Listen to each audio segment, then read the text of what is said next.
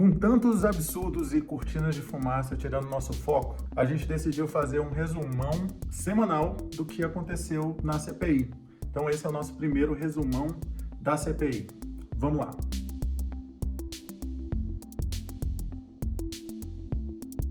O presidente Bolsonaro, seu governo e representantes na CPI continuam tentando atrapalhar os trabalhos, inclusive tentando mudar as prioridades, mas não tem tido sucesso. O Mandetta foi o primeiro ex-ministro da Saúde a falar na comissão. Ele disse que tentou convencer Bolsonaro da gravidade da pandemia e a seguir a ciência, mas não teve sucesso. Ele, inclusive, escreveu uma carta alertando sobre o colapso no sistema de saúde. Ele também disse que o governo quis incluir a Covid-19 como indicação na bula da cloroquina, remédio sem eficácia, sabemos, contra a doença e que virou bandeira do presidente na pandemia. A sugestão teria sido vetada pelo presidente da Anvisa.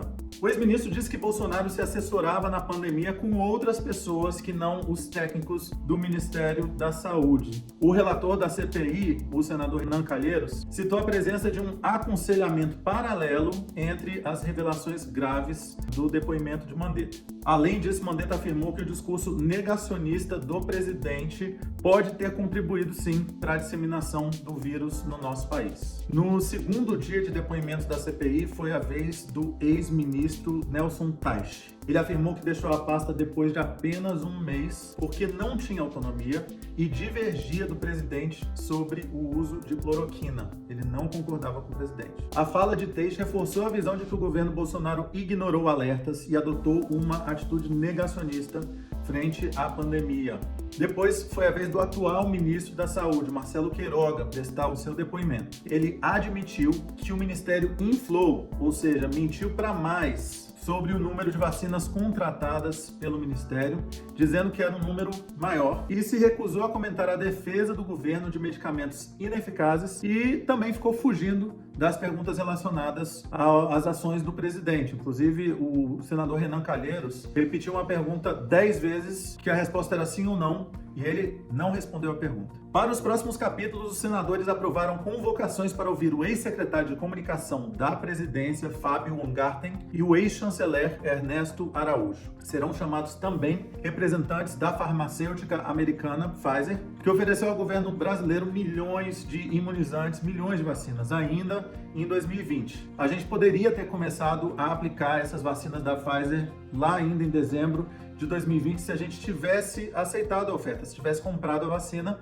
mas o governo não comprou. Outro possível depoente pode ser o filho do presidente, Carlos Bolsonaro. Mandetta revelou a atuação do vereador carioca no Planalto durante a pandemia. Para criar as famosas cortinas de fumaça, Bolsonaro fez ataques à China, maior parceiro comercial do Brasil e importante exportador de insumos para vacinas. Isso, inclusive, pode ter atrapalhado agora a produção de vacinas pelo Butantan, porque Bolsonaro criou mais um problema com a China. Também fez ameaças de novo ao Supremo e ameaçou publicar um decreto contra medidas restritivas de governos locais. Parlamentares da comissão pediram a convocação do vice-governador do Amazonas, Carlos Almeida Filho, que relacionou o alinhamento do governo do Amazonas com o presidente Jair Bolsonaro nas políticas de combate à pandemia. Segundo ele, a política adotada no estado considerou que havia uma imunidade de rebanho, o que colaborou para o surgimento da nova cepa de coronavírus naquele estado.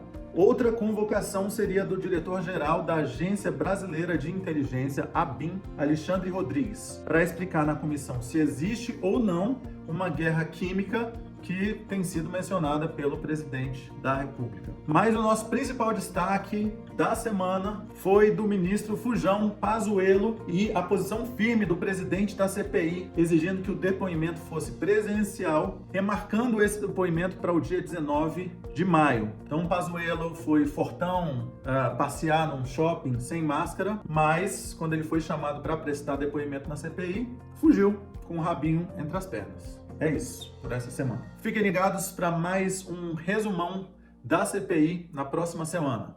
Tchau!